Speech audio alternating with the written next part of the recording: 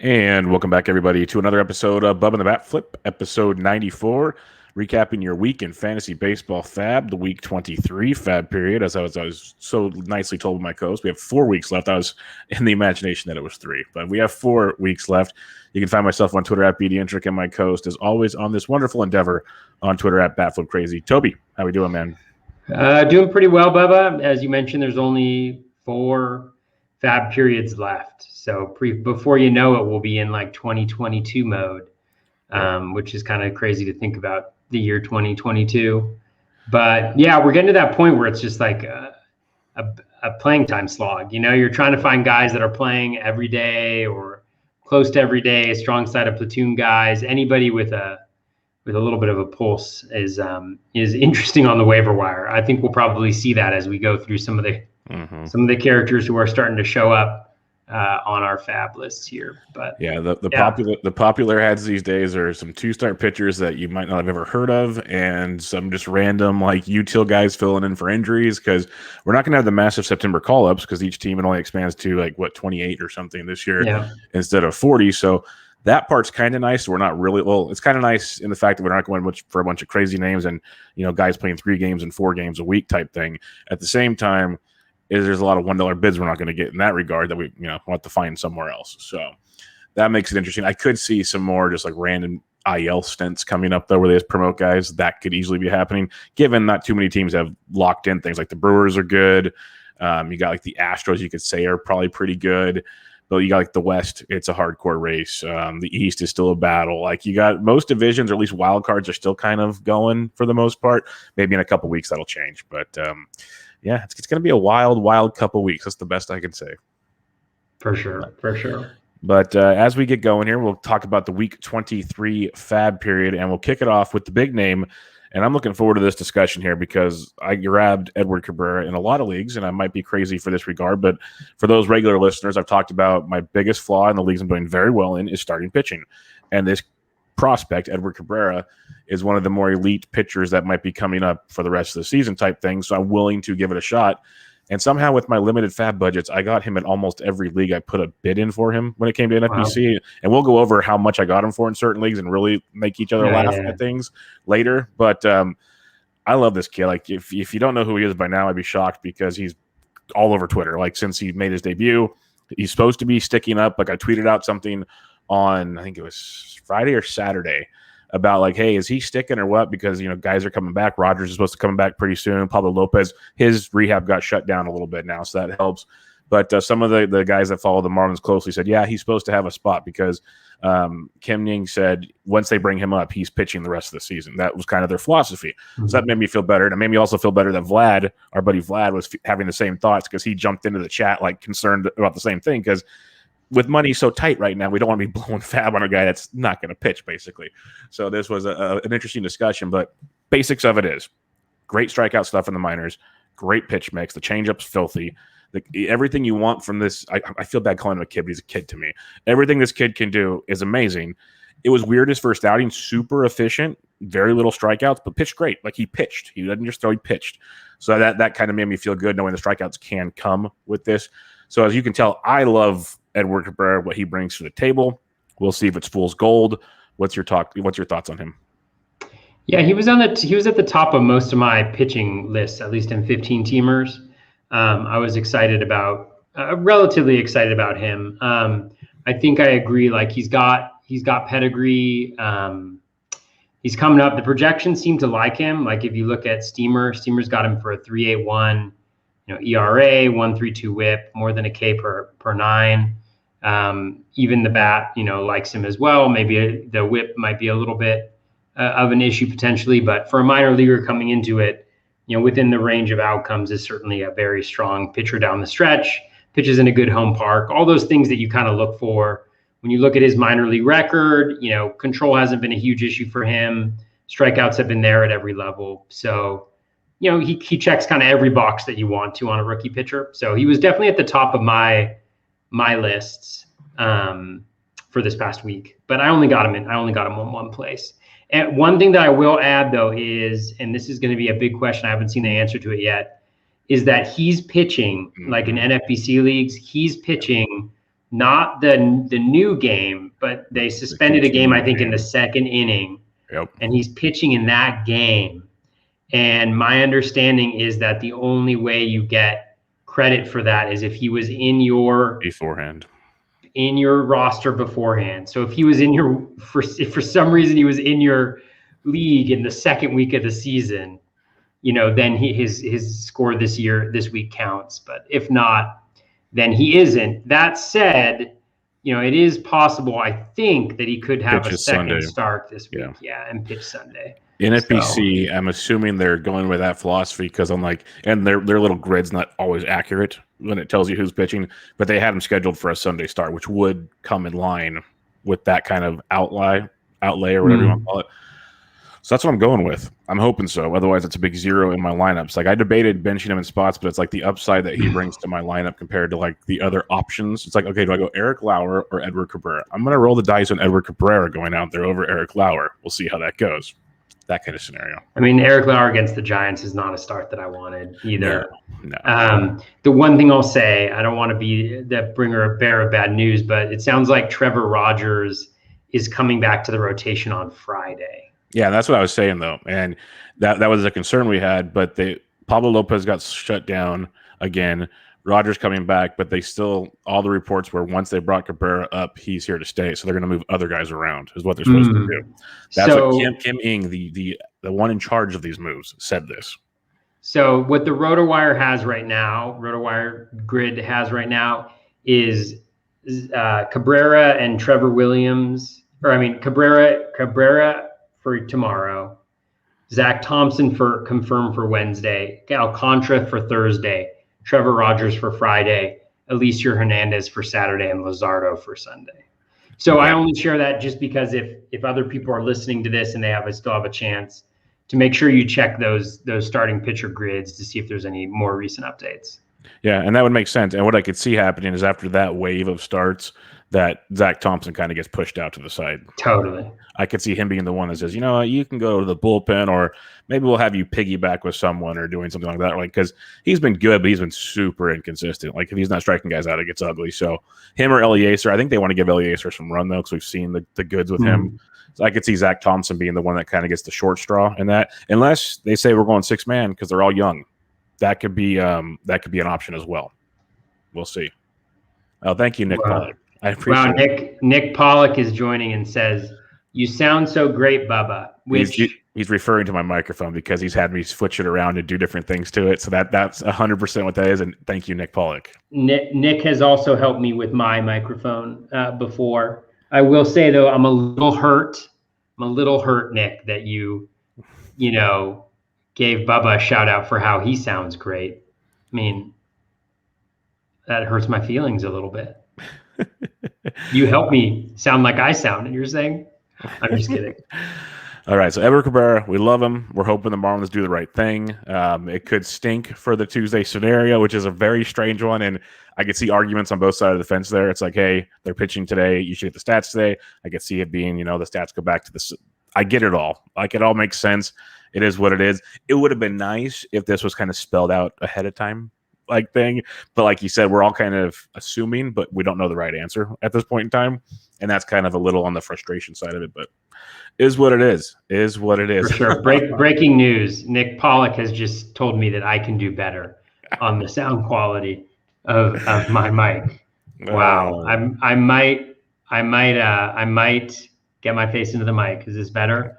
I might retire after this podcast. If you don't see me again, everybody tweet at PitcherList just to let him know that you're really sad that I'm off air because I apparently sound really poorly. Bubba and the BatFlip, episode 94, the final episode.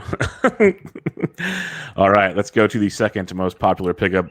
Cabrera was picked up in 324 leagues. I'm assuming it's almost every league, if not every league, and as high as 277, which I believe was a TGFBI because I heard that on the RotoWire podcast. Not many leagues have that kind of money lying around anymore, so that was interesting. The next most popular ad this week was a very, very intriguing one, and that was Adam Adavino picked up in 198 leagues, as high as 158, as low as 1. And it kind of made me chuckle a bit because I made a comment when Barnes blew like another save last week. I said, you know what you hear right now? That's the sound of Barnes losing his job, Matt Barnes losing his job, and Adam Adavino taking it. And everyone under the sun said, nope, it's Whitlock. Oh, no, it's this guy. No, it's this guy. I'm like, I think Adavino's got the first crack, guys. Like, I'm just going to say, because he's had these chances before. These other guys are good. They're good, but I think Whitlock's more the kind of fireman type role where Adavino's got the experience. He's got saves in back-to-back games. He's been pretty darn impressive. He hasn't given up a run in like seven appearances. He's had his ups and downs. I'm not going to deny that. But really good stuff, pretty good strikeout stuff. I think he's going to be the guy getting the chance for now. If you need saves, I don't hate it. Yeah, Adavino is like a very clear kind of skills versus role type of dynamic because Adavino has not been good.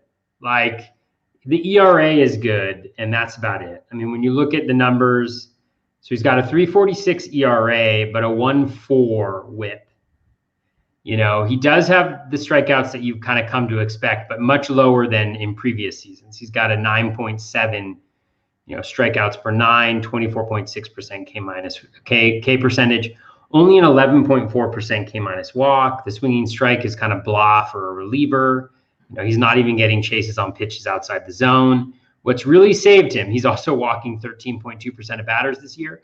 What's really saved him is he has yet to give up a home run this entire year in 52 innings. Now, he has a history throughout his career of suppressing home runs, 0.79 homers per 9. So, you don't anticipate that it's going to go up too much, but he's walking a lot of guys. He's just not giving up home runs or hits at the right time.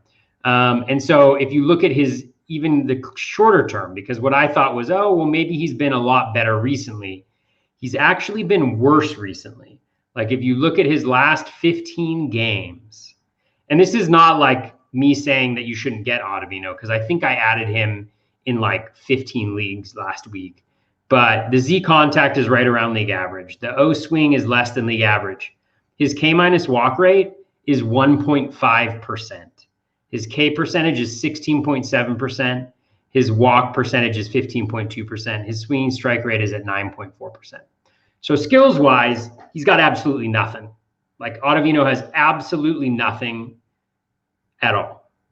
But that's not to say that something can't change between now and when he pitches in the future. And he seems to have the role in Boston, which is a good role to have because they're a good team, a decent enough team, and they're going to have opportunities, to get saves, I think, down the stretch. But it's not great, like skills-wise. But at this point in the season, right, we're looking for guys that have solid role, and you just hope it all works out over the course of the final 4 weeks.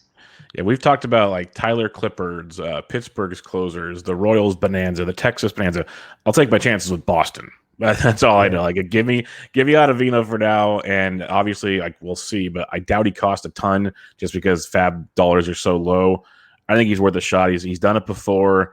He can fill the role. It's one thing I've believed in many times is you have to be a different type of animal to close games. We've seen it time and time again. Guys that leave the closer's role and go like to early innings struggle. Guys that go from early innings to closers. It's just not everybody can do it. It's a weird dynamic, and he's done it before. So we'll see. If you're looking, like you said, if you're looking for ratios or strikeouts, maybe that's not the guy.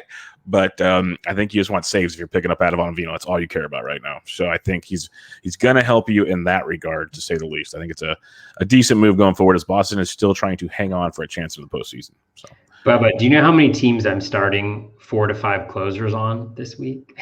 Well, for someone that didn't have a lot of saves to begin with, I'd say almost all of them. It's brutal. Yeah. Do you want to know how many teams I'm using closers on this week? Only like 1 of 4. I'm using all stars. I need wins and strikeouts. That's all I need. Yeah. And I'm like, and I did the math. I'm like either in first or second in the saves, and like literally the guys behind me are like 6 to 10 saves behind me. So even if they somehow have a miraculous week, I lose 1 point where I could try to gain a couple points this way. It's that kind of scenario right now where, and then next week I could throw 3 closers. I have like 3 closers on the bench in each league. I'll throw them back in and play roulette every week type thing. It's going to be fun. Like this type of year is so weird going, okay, this might not be my best pitcher, but it's what I need situation. It's very fresh. And then we go back to Edward Cabrera, who might not even get many points this week. So. Yeah. Good times. Yeah, one thing it's highlighted for me is just how important aces are that have pitched high volume. Like, Yes. I have a couple teams where it's like my starting pitching isn't that good, but I have like Cole and Robbie Ray. Yeah. And I'm just like, oh man, like I'm way up on strikeouts, even though I've been starting 3-4 closers for however many weeks in a row. And, just because I have that anchor, like those guys who can get you that, like Robbie Ray's 10 strikeouts today, like that's tremendous. Oh, it's just massive. Like then your floor for strikeouts goes up so much when that's what you're really concerned about. So having those guys and being able to put them in your lineup every week is certainly a privilege. I thought I had that with guys like Gio and Castillo, and it just hasn't panned out to be what I like. They have those moments, but it's like not that Cole and Ray can like Ray's like an 8+ K guy every single time out. It's ridiculous what he's doing, and that's just nice to pencil in. Like on a 2-start week, you get like 20 strikeouts potentially. Like I'll have some leagues where I have 4 starters not give me 20 strikeouts. Like that's the world we live in right now. It's freaking crazy. So yeah, Rodon has turned into what we thought Giolito was going to be. Yeah. Big time. And then Lance Lynn's not nuts. striking guys out anymore. It's freaking weird right now. It's really strange. So he's trying to limp to the finish line and not lose too much ground is the way things are going right now. Totally.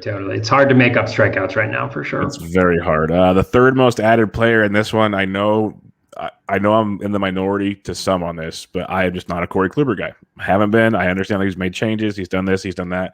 I'm not a Corey Kluber guy. Got picked up in 194 leagues, as high as 287.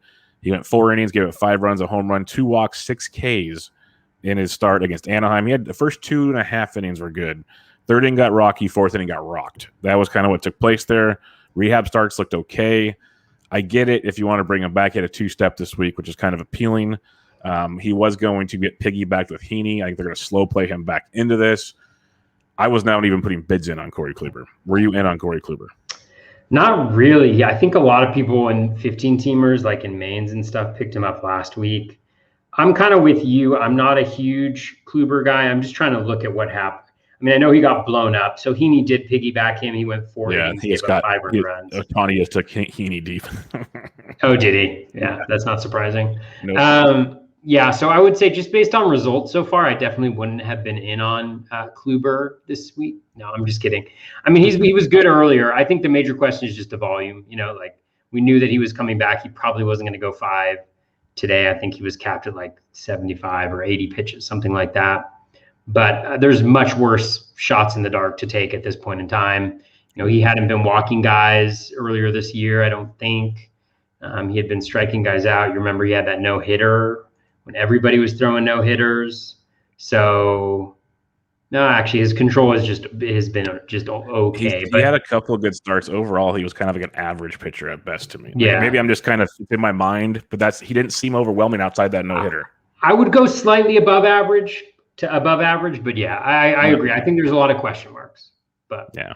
So I get it though. Like I said, he's 2-step. You were looking for things. He's on the Yankees, who are just crushing everything. Like he's going to get a no decision. He's not going to get a loss. Like they were down 5-2 or whatever when he left the game, and now they tied it at 5, and then Ohtani made it 6-5. Like he's going to get a no decision. That's how good the Yankees are. So even if he pitches, quality starts or even 6 innings, 4 runs, he might not be good for your ratios. But if you need wins, he's going to strike guys out. What I need. Maybe I should have gone for Corey Kluber. I don't know, but it's just in the back of my head. There's always that kind of stubborn fantasy player that's hard to get out of your head sometimes and be like, hey, forget like your narrative on someone and go for what you need. I just have a narrative on Corey Kluber that I'm just like, sadly, I don't wish injury on anybody. I'm scared he's going to get hurt again is what I think it's going to be because he's getting old. You just can't keep doing this. So we'll see. He hasn't been able to stay healthy for sure. Yeah, so it's just like trying to put my money in play. It's kind of, I don't know. I'm very hesitant on stuff like that, so we'll see. All right, the next move, and it got announced midday Sunday. I know we were talking before the show how you like keep track of the games on Sunday and all the news on Sunday for FAABs. And honestly, I went and I played in a golf tournament Sunday morning. I came home. Oh, nice. How'd you do? We did okay. It wasn't one of my best days, but we did okay. My wife was gone all week. She came home Saturday night, so we went grocery shopping and went out to lunch and stuff. Kind of hung out after that. And I just got an alert on my phone that said Kleber Ruiz was getting called up by the Nationals. I'm like, oh, I got him in dynasty leagues. This guy's awesome. Went and looked like where I need catchers. I'm like, yeah, I can't drop JTR. Like I have no one else to drop. This is kind of a sticky spot right now. It stinks. Ruiz has been raking in the minor leagues since he got traded from the Dodgers to the Nats. I think he homered in like 3 or 4 straight games. I saw a stat today. In his 6 years in the minor leagues, I'll let you guess. What do you think his career strikeout rate was in the minor leagues? It's like 7% or something like that. Yeah, I think it was like, I want to say it was like 9.5% or something. Might have been 7.5. But like they said, compared to the league average this year's 23.5%. That's how good this kid is. Like, he's so good. And now he gets the call. I'm assuming they're going to play him pretty much every day. He hit 6th on Monday. If you could get him and you needed a catcher, I think he's a great ad. I got Kirk in a few places for cheap. I like what Alejandro Kirk can do, but Ruiz is awesome too. So what's your thoughts on Kleber? Yeah, I absolutely agree. You know, I'm in a league and we have Omar Narvaez and Yadi Molina, and we actually tried to drop Yadi Molina for Kleber Ruiz. If you look at the projections, I mean, it's only 48 plate appearances, but when you extrapolate those out to about 100 plate appearance, maybe, you know, we have 5 weeks left. So assuming, you know, he plays 3/4 of the games or 2/3 of the games, you know, he's better than both of those guys. If you extrapolate out the projection. And so that's how good he can be. And like you said, like, this is his chance to kind of, you know, get a little bit of playing time in the big league, see if he's prepared to be the full-time catcher next year for them. And you mentioned the plate discipline. Like, he always has a higher walk rate, I think, than strikeout rate. He's got some pop. He's hits for batting average. I think he's projected at like 260 for a catcher, which is fairly unheard of. So, yeah, I think he was a really good steal. Unfortunately, you know, this is just such a bummer, but my catching position is just filled with Salvador Perez. I was waiting for that. And JTR and Yasmani Grandal. I was about to say, if this was a week ago, I probably would have made a move because Grandal is still on the IL. He just got activated. It's like, well, I get to fill that back in all these positions. I don't need you. That's the total bummer. You know, Grandal missed all that time, and then he had, you know, over the week, his 2 games, he pretty much made up for lost time there with 3 home runs and 10 RBI.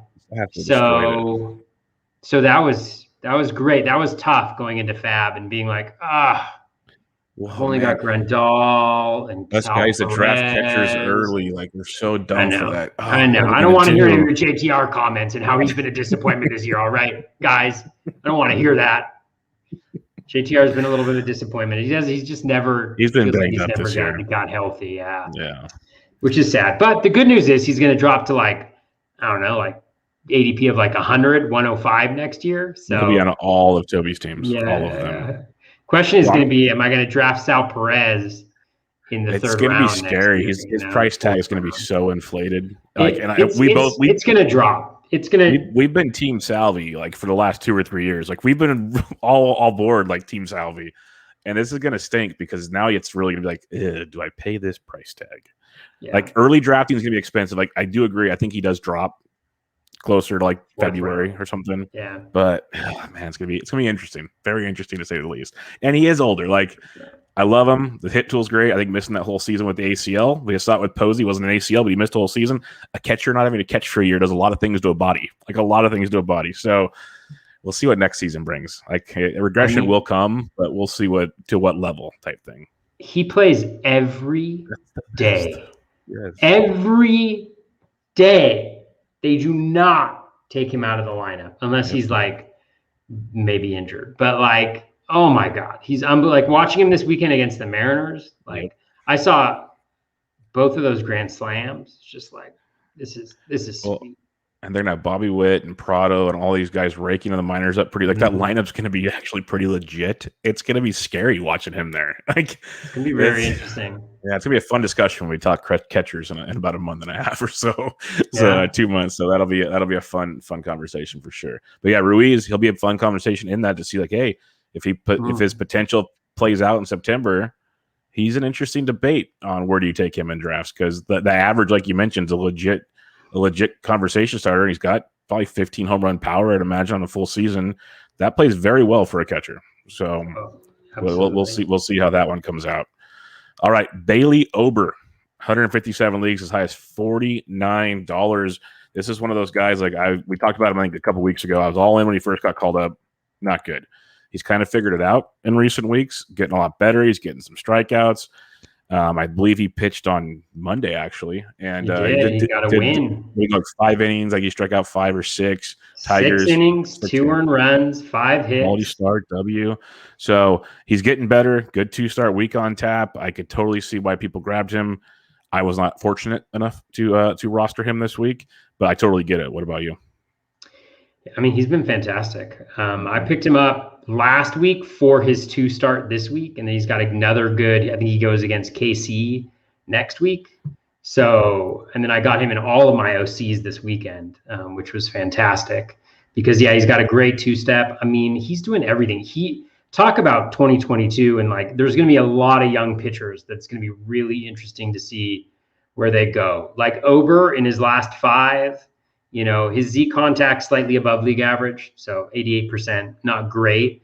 But then he's got a way above league average O swing, 37.5%, 26.2% K rate, 3.9% walk rate.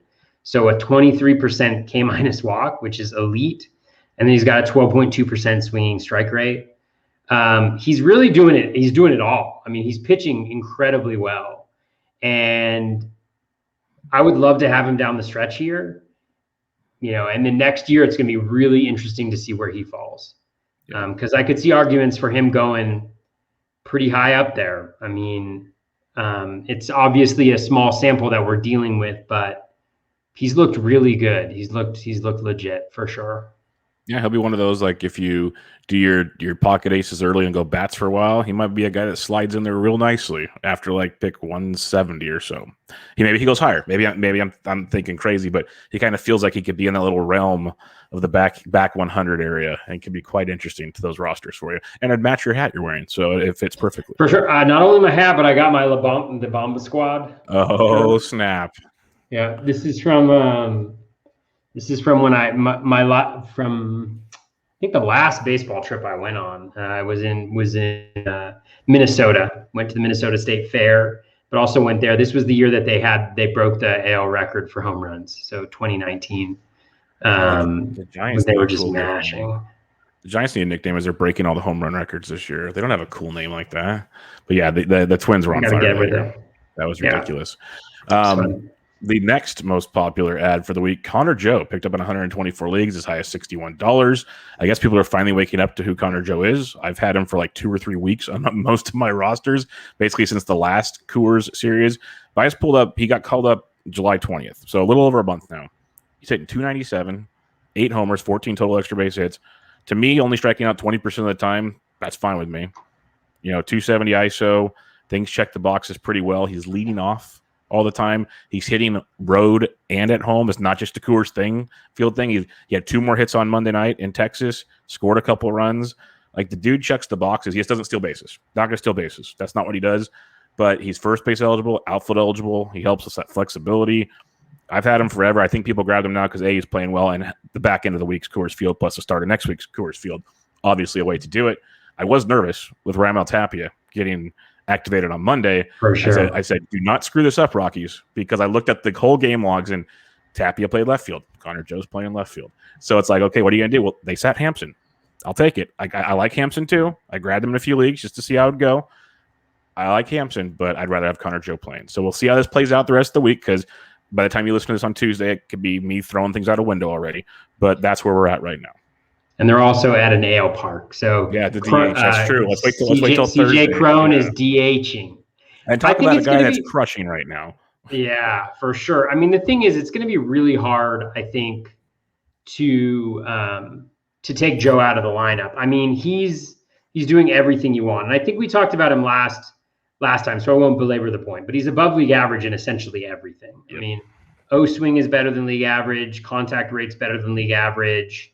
When you look at his StatCast data, 113 max exit velo, well above league average, 10% barrel rate. Everything's being supported, and he plays half of his games in Coors, and he's leading off for the Rockies. I mean, it's all good. And so I think, how old is he? How old is our friend Connor Joe? He's kind of an older guy. Yeah, he's 29. So it'll be interesting to see what they do with him for sure. But I think he is. I think he's excellent, and I have him on a number of teams. Yeah, we'll see how it goes. Like, part of me says you guys are out of it. Just sit Blackman. Like, let the kids play. But they won't because it's the face of the Rockies and everything, so they won't. But it's like, just sit him because you can leave McMahon, you can put Hampson and Rogers out there. Like, let the kids play. But I'm just dreaming of a perfect world, and that's not going to happen. But yeah, we'll see how Connor Joe does. But as long as he keeps playing, I'll be very, very happy. I think one guy that they'll probably sit is Sam Hilliard. He was in the lineup today with the DH. He was in there tonight for sure. Good. Yeah, he's got to go. Like, I still believe in the talent, but man, he's been a bummer this year. Like, he had about a 2 to 3 week span where he was crushing it again, and that disappeared quickly. It's just it's tough with him. It's tough. I could see him going somewhere else and being productive. I really can. Like, if he was on the Cubs right now playing every day, I would not be shocked if he goes like Rafael Ortega on this place. I believe in the skills. I know the skills might not translate right now looking at his stats, but there is something there that I think it could check some boxes. So we'll see in the future. He's going to get a chance eventually somewhere. Either the Rockies will trade off some guys or they'll trade him. So we'll see how that goes. All right, sticking in Colorado, Daniel Bard, really strong start to the season. It's kind of come to an end now. So Carlos Estevez has been kind of moved into the closer's role for now. Picked up a save a couple nights ago against the Dodgers because they took 2 out of 3 in LA. Thank you, Colorado. But he's pitched very well. He has not allowed a run since July 28th. That's like almost 13 outings or so. I didn't know that. Well, yeah, I can count it. 1, 3, 4, 5, 6, 7, 8, 9, 10, 11, 12, 13. He has not allowed a run in his last 13 appearances. And he's been absolutely outstanding right now. He's getting almost a K per outing for the most part. Ratios have been good over that stretch. And he's the closer right now as it looks. So I could see it similar to the Adavino conversation, except if you look at Estevez's overall profile, like you mentioned, Adavino's probably a little better than Adavino's. But it's Coors Field and it's the Rockies. So that's the difference maker. So I have no Estevez. What about you? Oh, I got him absolutely everywhere. Yeah, I could see everywhere. Yeah, everywhere. Like, nobody wanted Estevez. Emilio. Yeah. Emilio. Yeah, I mean, I don't think he's that good. Like, let's see, his Z contact is better than league average. O swing is worse than league average. K rate better than league average. Swinging strike rate slightly better than league average. Walk rate worse than league average. So he's got, like, over the last 15 games, he's got a 15% K minus walk rate. So I think he's kind of like an average pitcher. And so the result is maybe a guy with a decent ERA because he's in Coors, but he has a bad whip. It's like close to 1.4, I think. Mm-hmm. And that's kind of what you have to take with the Rockies pitchers. Like, the whip is just not going to be great because the BABIP is going to be elevated as it is. But, he seems like a guy where they announced, like, pretty much that he's the guy for the time being. And that's enough for me. I mean, like, if he's going to be mediocre, and people are like, somebody put this out. I can't remember who it was. It might have been Seth Klein put this out. But it's like the Rockies are winning 65% of their games at home. Mm-hmm. Like, a lot of save chances. That's a lot of save chances. Yeah, like, when they have the 4-game series this weekend, they're probably going to win 2 or 3 of those. And so I love it. We'll see. It's probably going to hurt at some point in time. Like, you saying he has 13 consecutive scoreless innings makes me nervous because I'm like, regression is coming. Regression's coming, and I'm going to eat it. Same with Adavino. I have Adavino and Estevez on a few teams together. So hopefully that doesn't happen, but the risks you take. But I think he's a solid ad because he's going to get the saves, and it's not like Bard. I don't know how many Bard has, but I think it's close to 20. I'd say those are saves that it's not 22 or something like that. Really? I mean, those are going to be saves that Estevez gets. Yeah. So hopefully he gets, 5, 6, 7, 8, rest of season. We'll see what ends up happening. Yeah, he's going to get chances. The Rockies aren't going to lose every game, and when they win, it probably will be close. So you got that going for you. A little stick in Colorado for another one. It was a popular Rockies week here, folks. Kyle Freeland picked up in 110 leagues as high as $71. His last 7 starts, he's been outstanding. 5 innings or more in every start. 2 earned runs or less in 6 of those 7. And he has 6 Ks or more in 5 of those 7. He's been super effective. A 2.79 ERA, 2.97 FIP, 3.20 xFIP shows he's not being, completely out of this world crazy. 3.12 BABIP's not bad. Like, they're still hitting him, which is surprising, but more than a strikeout per inning. He's been good. He's been better at home than on the road. I don't have any Kyle Freeland, but I understand it. It's just kind of scary with Colorado in play. But what about you? Yeah, I didn't get him because he's gone in all the 15 teamers. But yeah, he looks nasty. I mean, Yeah, his damn, stuff's I'm good. looking under the hood. I haven't looked because he's not really available in any 15 teamers. I haven't really thought about him in 12 teamers, honestly. But he's got Texas this week. Z contact at 86.4%, so slightly worse than league average. Excuse me. 36% O swing, excellent. 30% K rate, excellent. 11.5% swinging strike rate, very low walk rate, 3.5%. So God, he's got like a 26.5% K minus walk rate. That's absolutely filthy. Let's see where it's coming from here. Is it a velocity change? His velocity's down. Really? Because I know he's throwing his fastball more, I thought, unless he changed that up too. But let's see. He's increasing his slider percentage. It's up to 25%. Let's see. Maybe he's dipping the fastball, the four seam usage. He's dipping the sinker usage, so he must be throwing the changeup a lot more. No, the changeup he's throwing less. Is he throwing a pitch that I'm not aware of? Maybe the curve. Is this a new development? Nope. Maybe he's throwing a cutter. Man, this is it's just fastball, slider, changeup. He's throwing a cutter, but it looks like just the slider usage. So I don't know exactly what's happening with him. Increased slider usage, probably his best pitch. I'm sure there's a breakdown on Twitter somewhere about like why the slider is a more dominant pitch this year. 19.1% swinging strike rate and a 42% O swing for the whole season, which is the best that slider's ever been. So I wonder what that's all about. Well, I'm looking at his game by game pitch mix, and like in July, he started lowering his fastball usage, slider and curveball. They kind of fluctuate. Sometimes the slider, sometimes curveball is used more, and he started using the sinker about average, and the sinker he got rid of, and the changeup he's kind of going away from. So it looks like just more of an off-speed mix to go with a little less fastball. It varies from start to start, but for one thing for sure is the fastball's dropped, but the curve, the slider, and the changeup are kind of intermixed, kind of in the middle there, as a little bit of an increase at times. So maybe, I don't know, that's probably not the greatest definition of things, but that's looking at the bar graph, that's what we're seeing. I see absolutely nothing special about his slider, honestly. I mean, I'm not trying to be mean, but it doesn't have particularly good vertical movement, lower than league average. It doesn't have particularly good horizontal movement. The mile per hour it's 0.3 mile per hour difference from last year.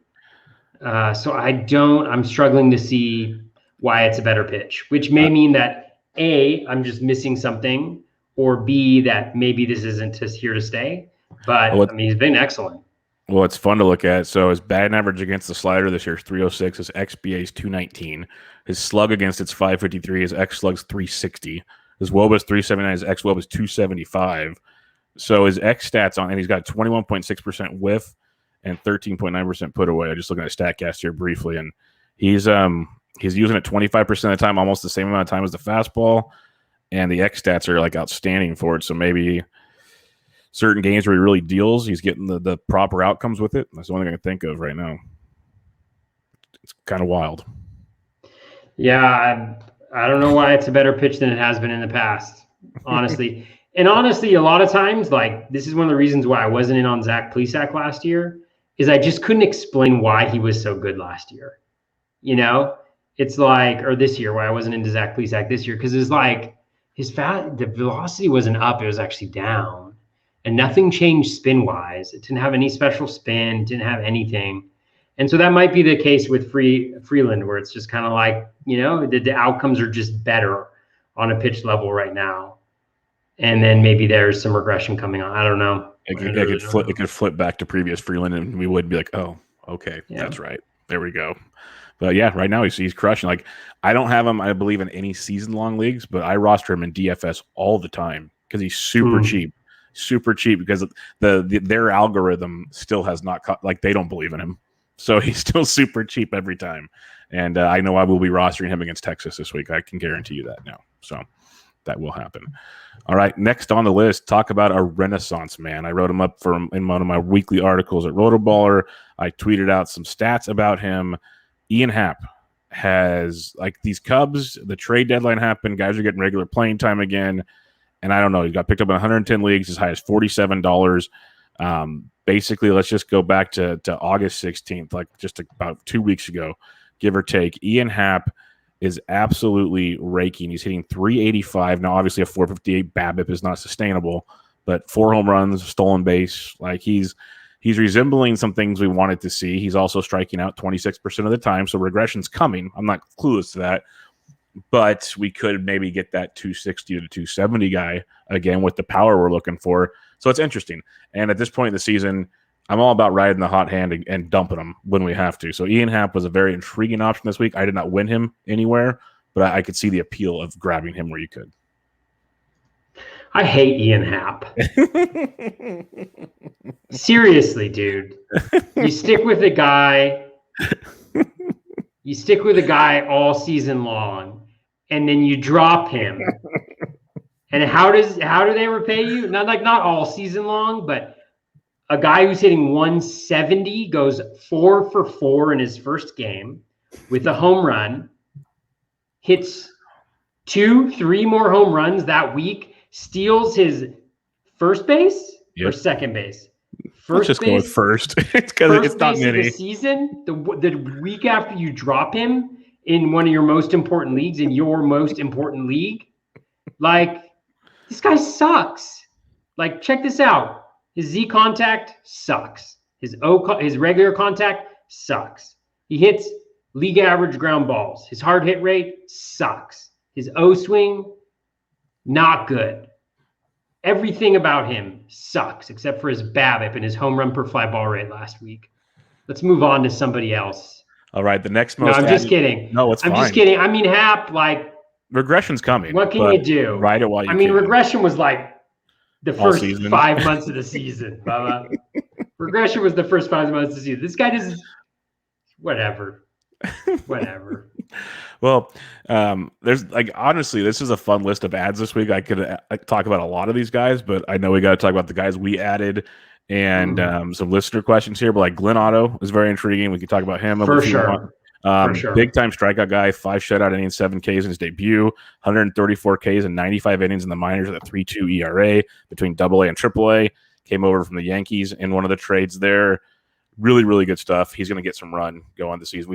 We'll see FAAB next week. We'll talk about the kid that threw on Monday, Alexi. He looked really good. He has not quite this auto profile, but very similar when I dug into him earlier. So we'll talk about him next week for sure. But Glenn Otto was interesting.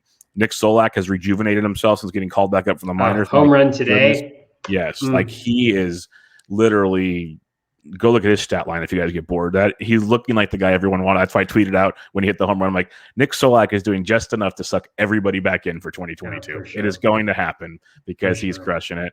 But, like, Brandon Marsh, he's turned it around. Not a ton of power just yet, but the on-base skills and everything's great. Ronaldo Lopez is looking good. We'll see how long he starts for. Lots of different guys you could talk about. So, are anybody else standing out to you, or do you want to move on to our additions of the week? So yeah, Otto, like, he's a guy. He's definitely like a scouts versus skills guy, maybe. I don't know, but, like, he was very good throughout AA. He was dominant in AA this year. Good in AAA. Doesn't really walk guys. Decent Ks.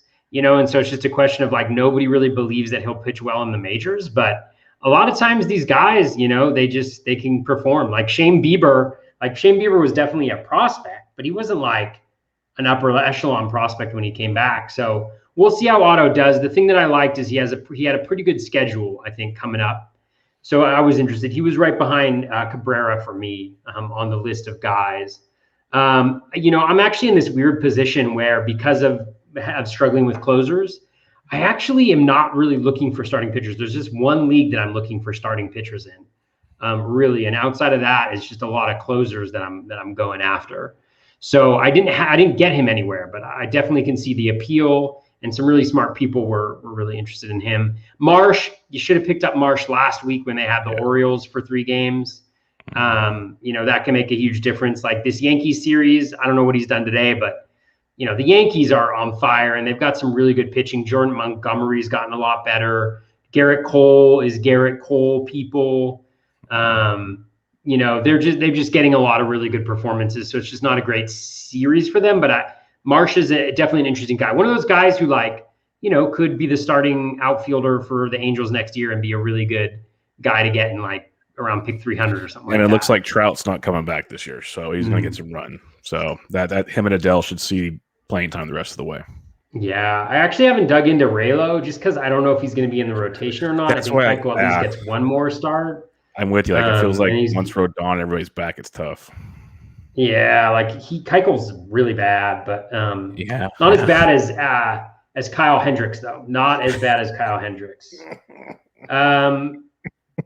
Any of these guys. I mean, Grandal, Nicky Lopez, glorious. If you want batting average, just keep playing Nicky Lopez. My goodness. Andrew Kittredge. This is just going to become me being angry, but Scott Barlow. Hey, Scott, I had you on my team for a month and a half, and you got one save opportunity. And all of a sudden, the committee's gone, Bubba. No more committee. We're just giving Scott Barlow full reign. Every save now for the Royals. God, what the heck? Oh, man. Why don't we go on to the players you added this week before you go on full tilt? Who are your main additions of the week? God, this is just too much for me. All right, slow additions. There's going to be some interesting. I'm going to warn you guys ahead of time. This is not safe for work. Okay, some of the drops that I'm going to talk to you guys about. Yeah, it's that time of the year. Are a little dicey, not dicey, but just controversial. All right, added Rich Hill, dropped Drew Ellis. Added Kevin Smith, dropped Yusei Kikuchi.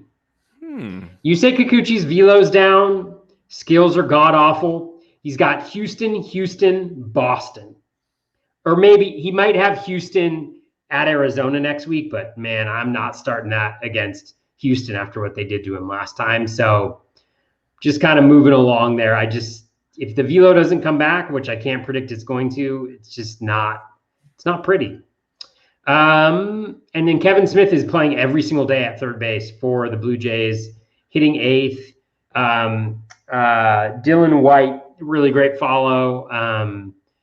Who's also, I think, in second overall in the TGFBI and also in second place in our Dynasty League, I want to say right now, either first or second. He's beating me. That's all I really care about, beating me at everything. He put out something just about how Kevin Smith's numbers overall are very similar to what Bobby Witt Jr. has done in AAA and AA. And the thing is, obviously Witt is 5 years younger than Smith. So he's a much bigger prospect, much bigger talent. But he has that power speed combo, the potential to really hit. He hit a home run on Sunday.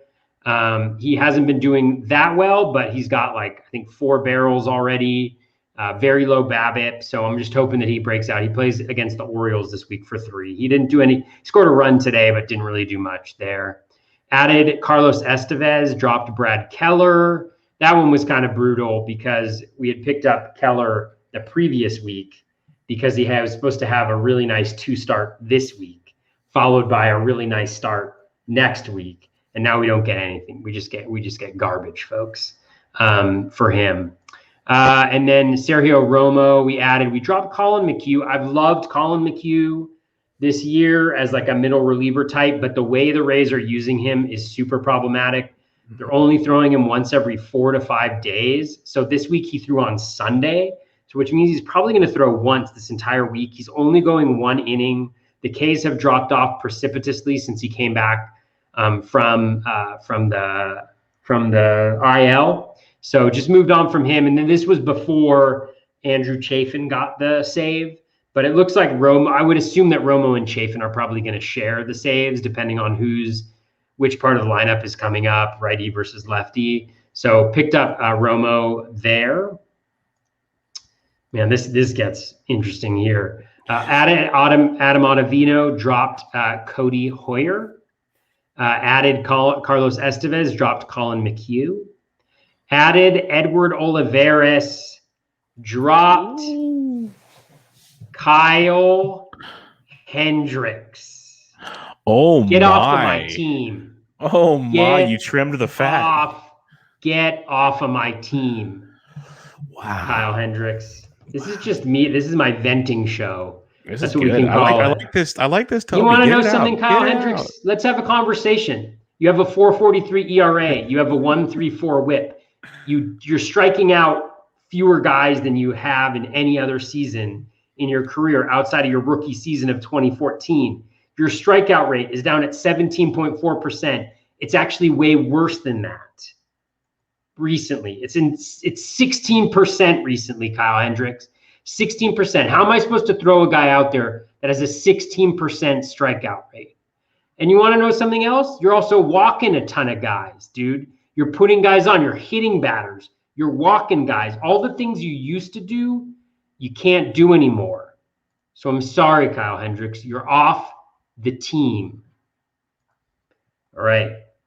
That's it for that team. It's also a situation. I just went off. But it's also a situation where I don't really need I don't really need. I'm leading in wins. I'm up by 70 in Ks in this league, and it's a standalone league. So it's like I don't really need him. I don't really need starters. I got my elite guys like Robbie Ray who come through for me every week. I don't have to mess around with that garbage. But really, like, the challenge with Kyle Hendricks is this. It's like, if you're not going to give me ratios, if I can't count on you for ratios, you're not giving me Ks. Like, what are you giving me, Kyle? What are you giving me? How many leagues did you have him in? Because I know you're very high on Kyle Hendricks. Just two. Okay. Just two. But they're really important leagues. They're really important leagues, Kyle. They're all important, so yes. They are. Thankfully, I have Robbie Ray and Carlos Rodon in one of them to make up for you. And I also missed your red start where you gave up 0 earned runs. All right. I got DJ Peters. I dropped Asdrubal Cabrera. I got Hunter Dozier. Dropped Pedro Severino. You want to know why, Bubba? Because Yasmani Grandal came back. That's why. Who needs Pedro Severino when you get elite catchers? Dude, who needs anybody else other than Yasmani Grandal? I'm not starting anybody else in any of my lineups except for Yasmani Grandal. I added Darren Ruff. Dropped G-Man Choi. Darren Ruff has been hitting really well for the Giants. They've got 2 lefties in Lauer and Anderson in the middle of the week, and then he's probably going to get 2 pitch hitting opportunities. So I liked him. You know, we're at the bottom of the barrel at this point, folks. I added Kevin Smith. You're going to see a lot of him. Dropped Adam Frazier. I mean, the thing that I don't understand about teams, it's like, hey, Padres, did you look at Adam Frazier and you're like, oh, man, this guy's due heavy regression, and then just think that it wasn't going to happen when he was on your team? Something to think about for next year, AJ Preller. Carlos Estevez dropped Colin McHugh. Next team, added Miguel Cabrera, dropped Mitch White. Added Kevin Smith, dropped Paul DeJong, who doesn't even play anymore. Doesn't even. No, do you know who plays? You know who takes his spot? Edmund Sosa. Yes, we'll get to him on my ads. Oh man. So you're seeing a lot of Kevin Smith. Added. I love my leagues where I'm so down in FAAB because it's always like 4 bids right next to each other that are all like $1. So for $1, I got Jose Trevino. I dropped Yohel Pozo. I got Kevin Smith. I dropped Rougned Odor because Urshela's back. I got Carlos Estevez, dropped Asdrubal Cabrera, added Darren Ruff, dropped Christian Walker. Just not playing enough for me. And he's not like hitting for any power whatsoever. So what good are you to me? On my other one, added Edward Cabrera, dropped Mitch White, added Kevin Smith, dropped Paul DeJong, added Garrett Whitlock, dropped Elias Diaz, added Darren Ruff, dropped Jose Iglesias.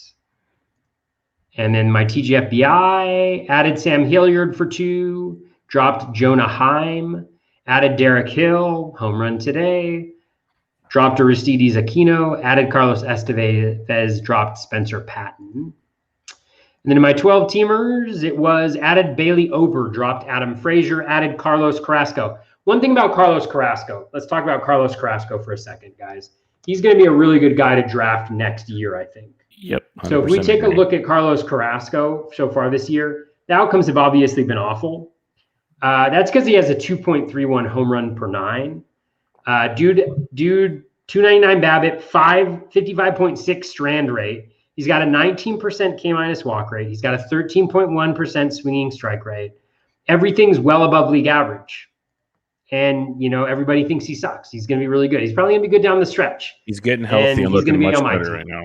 He's looking healthier, looking much better. So I'm with you there. For sure. Added Alex Colomé, dropped Yahel Pozo. You want to know why? Because Colomé gets saves. Because Yasmani Grandal came back, so I don't need Pozo in my lineup. I forgot the narrative. Yes, Yasmani Grandal came back. And then added Bradley Zimmer, dropped Rhys Hoskins. That one stung a lot this week. Oh, yeah, that was rough. Big Rhys Hoskins guy over here. For sure. Added Adam Adavino, dropped Rhys Hoskins. Added Devin Williams, dropped Spencer Patton. That one was just like, I think I got bottom of the barrel of my bids. Added Bailey Ober, dropped Aledmus Diaz. Added Hunter Dozier, dropped Jeff McNeil, another player who's not playing at all. Like just totally gone. Yep. And then lastly, 12-teamer added Adam Adavino, say that 3 times fast, dropped Devin Williams, added Nick Solak, dropped Didi Gregorius, who went on the paternity leave, I believe. List, so was probably going to miss the first part, at least, of this week. I think the first 3 games would be my guess, or 2 games at least. So those were my adds and drops for this week. Couple controversial ones there, but as always, like context dependent, for sure. Yeah. All right. In DGFBI, I added Edward Cabrera, dropped Craig Kimbrell. I've been dropping him everywhere in the last couple of weeks because dropping like it's hot because he sucks. Yep. But I got Cabrera for $24 with a runner-up bid of $1. So that was very disappointing, to say the least. Let's just say TGFBI bids, man. Yeah, I'm not going to go over the whole list, but just looking at a lot of the backups on almost the entire board, it's kind of depressing knowing what's going on in that league. The other moves, I got Ian Happ, dropped Rhys Hoskins, I grabbed Christian Walker, dropped Brian De La Cruz. I like Brian De La Cruz. Don't get me wrong. Great average source. Power's iffy. Bats like 7th or 8th, so that's kind of a disappointment, but I think the skills are very good. If you need batting average in like a 15-team or deeper, I don't mind Brian De La Cruz. Not what I needed here because I have tons of outfielders. And then I got Glenn Otto, dropped Jonathan Loasiga, who you guys know I'm very high on. I got Otto for $3, runner-up bid, $3. So that one felt good. Going into to my OC qualifier, I got Edward Cabrera for $11. No runner-up bid. Dropped Jaron Duran. So that one surprised me quite a bit with no runner-up bid. In one of my satellites, I got Edward Cabrera, dropped Adrian Hauser, got Cabrera for 31. At least I had a runner-up of 12 in that one. I grabbed Glenn Otto, dropped Tyler McGill, who I talked about last week on an episode that I was just waiting a little longer, and it's looking like it's falling apart. Lefties are getting to him very, very well right now. So I got Glenn Otto. I'll roll the dice there. I grabbed Edmundo Sosa, dropped Rhys Hoskins, and then I needed some first base help because Rhys Hoskins is gone, and I put some bids out, didn't get much, but I got Bobby Bradley for $1. So I'll take that. Runner-up bid was $1 as well. I like the power output he can take. Hits in the middle of the Cleveland order. Going to play pretty much every day. So I'll take my chances with Bobby Bradley. And then last but not least, in my other satellite, I grabbed Luis Patino, who I have in other leagues. It's a 12-teamer, though. Dropped Tyler McGill. Yep, it's very well. And then I did grab Garrett Hampson for like $2 just to have him there, just in case. Got Colorado coming up. I want to see how the early week plays out. We'll worry about Hampson later because he's that guy. Like I told myself, I put bids out there, small bids. Don't need him, but I'll keep him because we've seen what he can do in a month of time. We saw it last year. If he does start to play every day, the steals, the homers, what he can do in a lineup is fantasy game changing. And he's been doing that in the recent couple weeks. If you break down his overall stats, he's actually playing very, very well right now. And he's getting some regular playing time because Tappy was out. So now I'll have to see how this plays out. I was willing to take him for a couple bucks now to see if he can get that playing time later. Because if he goes and has another big week or so, he's going to go, well, probably not a ton because no one's got money, but you know what I'm saying. He's going to be very, very popular, basically. So I'll put my chances in on him now, and if I have to drop him, so be it. But, yeah, that was me in a nutshell. Not super busy because that's the world I live in right now, but just kind of got the Edward Cabrera in 3 out of 4, and the runner-up is just maybe depressed because I was blown away that people weren't aggressively in on him, but those are the leagues we're in right now. And then grab some other pitch. I liked Adavino Sosa. I got him in one. You hinted at it. Paul DeJong's not playing. I know Sosa's hitting over his skills right now. That can be like regressions coming, but the talent's pretty legit, and I think they want to give him a good run right now. So I don't think it's a bad move. And that Cardinals offense is starting to click a little bit. Goldie's just on fire. So if these guys can hit around him and give him some base, I think he could be a nice little young player. So if you need middle infield help, I think you could do worse. Let's put it that way. I think he's worth a stash for really cheap in most leagues. Really, really cheap in most leagues. So something to think about there. All right. Listener questions on our special Monday edition. We got a few here. Let me scroll. We start with our buddy Dave Petros Yellow. I have 2 of my 3 OC teams in contention for money. On both, I have more fab than most, if not all the contenders. On what I got Ortega, Ian Happ, and Barlow, and dropped Dom Smith, Varsho. He has JTR and Haas, and McCutcheon. He needed Barlow there since Trevino seems cooked on the other. I got Cesar Hernandez, Ronaldo Lopez, and Scott Barlow. Blah, blah, blah. Hated dropping Winker. Contender short on funds. I don't know what he's asking. I don't know if there's a question there. Oh, okay. But for the last month, I think that every week, and I pick up slumpers like Harrison Bader. I was actually interested in Happ for a bit, and I feel I may have missed him, but had to try. I don't know what the question is. I think it might just be a comment. Okay, that answers that one. Thank you. All right, next question we have here. There's a thing called fantasy football. Anyways, what do you do with former everyday players such as Jeff McNeil and Tommy Pham? Are they still rosterable in 12-team leagues? Thanks. You know what's a really handy-dandy resource is Roster Resource. If you go to their if you go to rosters, you can actually see when guys have played, like over the last 6 games at least. And I use this a lot. So like for Pham this week, I was like, am I going to play Pham? But I think he had he played 2 of the last 3, including against a righty. So and I don't know. I guess maybe this is all just to say. I mean, in a 12-teamer, I think you move on from those guys. Yeah, that's the short answer to the question. Yeah, like McNeil, I would drop him in 15-team leagues too. He's not playing. Yep. He's not giving you power. I'm just not sure what he gives you right now. And like, yes, he could get hot, but he's got to play to get hot. And I just don't. Who knows what the Nets are doing at all? Yeah, McNeil's a clear drop for me, but like Pham, I could see some arguments. But at the same time, there's a lot more younger outfits. Like I'd almost rather take a chance on an Ian Happ over a Pham right now and see what you can get hot for a little bit, or maybe a Jesus Sanchez if you're in a deep league because he's hitting cleanup and playing for the Marlins. I'm not saying these are great transitions from from Pham because you probably want steals involved there, but that's not always the easiest thing to find. You might get consistent playing time though in a spot in the order that can produce some fantasy value, unlike what Tommy Pham's doing right now. So you wonder what I think messed me up about Pham? What? They didn't have a game on Sunday. So I think when I was looking at my squads for next week, I saw that he was in the lineup Saturday and he's been playing every other day. So I think I thought he wasn't going to play Sunday and then he was going to play Monday and Wednesday. So I messed up. He's only going to play once this half week and I have him in one of my lineups. Gotcha. These are the things that not you. Maybe he gets a pinch hit home run for you. You never know. Maybe. You never know. Drew at Fru_Dorte asks, when evaluating your 2021 draft and approach for 2022, how do you look at something where you had a good process but bad results? I.e., you attacked closers early but ended up with Rosenthal and then dropped Melanson early. Do you look to tweak your process, or say I had a good thought process but just made bad decisions and should stick with that process since it could work with better player picks? Yeah, I think we've talked about this before. I think that really big challenge is like, a lot of times we make these huge changes in our approach because of things that happen on our individual teams. You know, it's like you have one team and this happened this year. Like you mentioned, like Rosenthal got hurt. Melanson ended up doing well. And so the thing is, not every early closer you draft is going to be good. We've seen that very clearly. You just got to put your best foot forward on that. And you got to think like, you know, like, yeah, like, did we know that Rosenthal was going to get injured? I mean, maybe there's a process thing there because he didn't really throw during spring training much, you know, and so maybe there was a little bit of a warning sign there. But like, there was a lot of people who were drafting him kind of earlier in drafts as well, and he seemed to be in a really good situation. So I just think it's really hard, and I would just caution people from making too many dramatic changes based on what has happened on their specific teams. I think there's a difference between that and macro level strategy stuff like I've talked about with closers, where the landscape on closers pretty much in a single season has changed dramatically, or at least dramatically enough where, getting saves has been incredibly challenging. And then that just becomes a situation where, like every year I feel this way. Every year I get to the end of the year, I look at my rosters and I'm like, this is nobody that I drafted, but I'm still doing pretty well.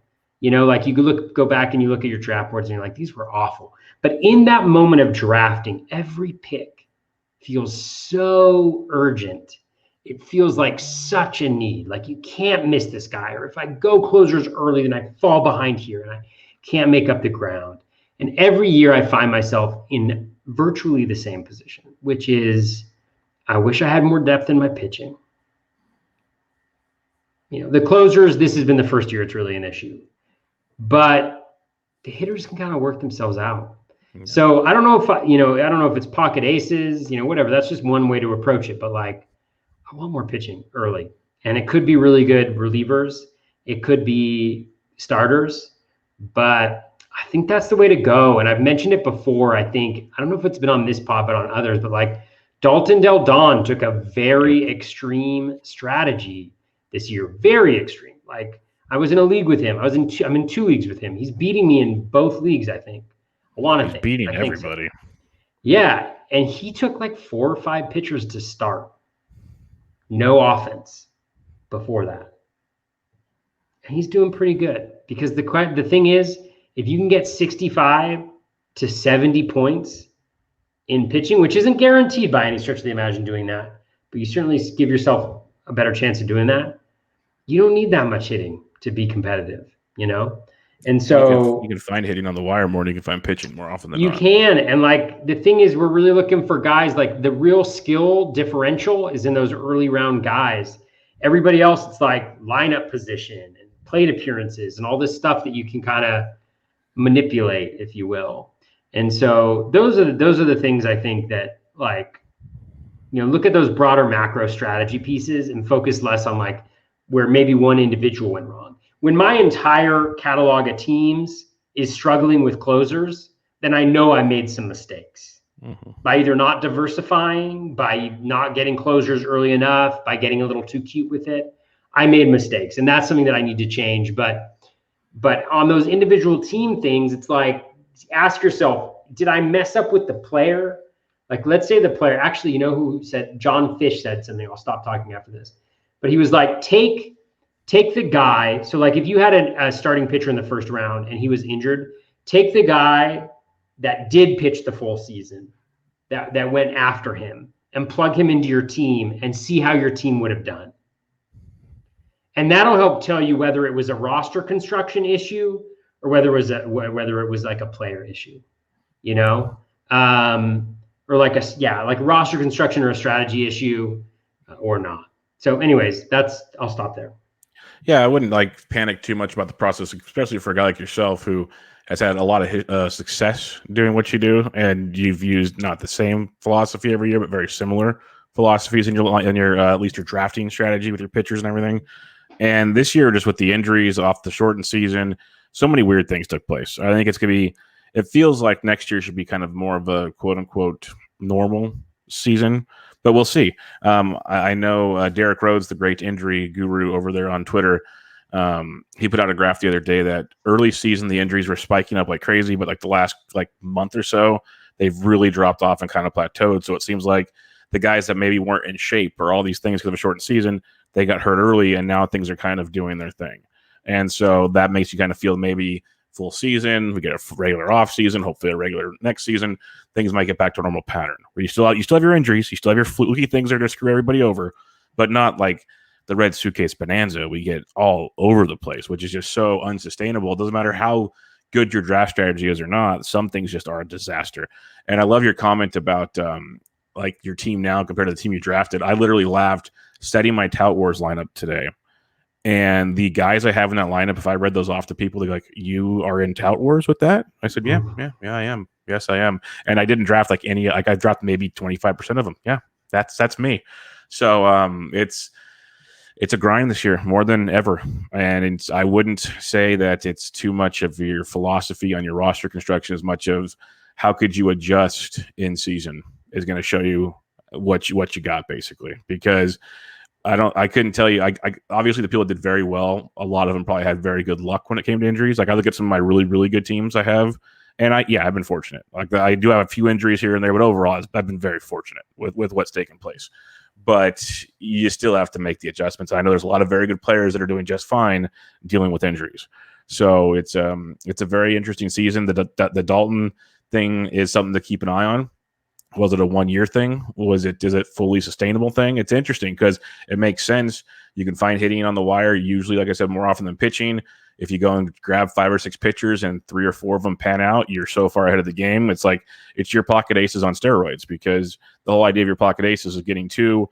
And even if one gets hurt or something, you still have 1 ace. Like you're still ahead of the curve. If you have 2, you're freaking golden. So it's an interesting way to go about it. And Dalton's very, very smart. Very, very smart. So he's obviously crunched numbers trying to figure out the best approach to this. So it'll be fun. The offseason is going to be very fun to kind of see. We already talked about certain guys like Bailey Ober. Where do we draft him with pitching being the way it is? Do we push him up? Do we do this or that? There's going to be so many fun conversations because 2020 was weird. 2021 was weird as well for different reasons. So how do we kind of use both of them together to go to 2022? Because I think you kind of have to use both in a weird way to kind of evaluate the whole process. And that'll be fun to kind of see where all the boxes check off and where it goes. So I wouldn't beat yourselves up, anybody, if you're having a rough year, because everybody has rough years. I don't care who you are. So it's just the way it goes. Like there's people I know that very, very well last year in the NFBC, very well, very, very well. And I talked to him in DMs the other day, and he's like, yeah, I'm done with baseball this year. My teams are like all in last place, and I can't get out of it. And I'm on to football right now. So it's like it happens. That's the best I can say. I wouldn't cross off a whole strategy just because it didn't work 1 year. Basically, long-winded way of saying it. Just because it didn't work 1 year, I wouldn't stop it. All right, Toby. Any final thoughts as we wrap up another edition of Bubba and the BatFlip? Oh man, God knows who we're going to be talking about next week on this waiver wire podcast. But Mundo Sosa, everybody, top at quad. No, yeah, keep grinding, everybody. Like we're so close. We're so close to the end of the season. Yeah, and we'll get into 2022 talk eventually, but we're trying to finish this season. We're trying to focus on this season and getting there because Toby doesn't sleep on the weekends during FAAB, and we got to make sure we pay off and we win because Toby's going to get those 5th place teams into at least the money. So it's happening. He's doing it already. I've got 2 main event teams in the money.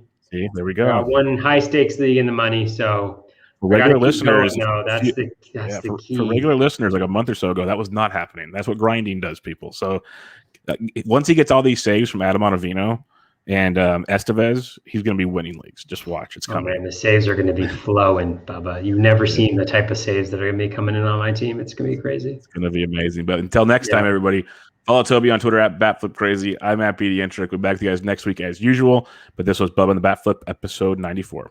See y'all later.